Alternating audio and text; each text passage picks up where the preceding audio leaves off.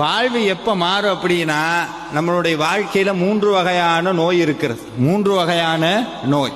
இந்த உடம்புல ஒரு நோய் வரும், அது தலைவலி, காய்ச்சல், இப்போ நான் கொஞ்ச நேரத்தில் மூட்டு வலி, இன்னும் இப்படியே பேசிக்கிட்டு இருக்காருன்னு எல்லாம் இந்த இப்படி வந்ததுன்னா உடம்புல வர நோய். உடம்புல ஒரு நோய் வரும், அது காய்ச்சல், தலைவலி, அதெல்லாம். மனசுல ஒரு நோய் வரும், மனசுல ஒரு நோய் வரும், அது கவலை, சந்தேகம், துக்கம், கோபம்னு போய்கிட்டே இருக்கும். இப்ப இந்த 2 நோய் புரிஞ்சிருச்சு. உடம்பு, மனசு, அதையும் தாண்டி உள்ளுக்குள்ள ஒண்ணு இருக்குது. அது என்னது? உயிர். அது இல்லைன்னா அது 2க்கும் வேலை கிடையாது. அது இல்லைன்னா 2க்கும் வேலை கிடையாது. இந்த உயிருக்கு ஒரு நோய் இருக்கிறது. அந்த நோய்க்கு பேரு பிறவி எனும் நோய். திருப்ப திருப்ப பிறந்துகிட்டே இருக்கும். எல்லாரும் சிவபுராணம் படிக்கிறோம்ல, பிறந்து இளைத்தேன். என்ன சொன்னார்? பிறந்து இளைச்சேன். நம்ம எல்லாரும் இந்த பூமிக்கு இது ஃபர்ஸ்ட் டைம் வரல.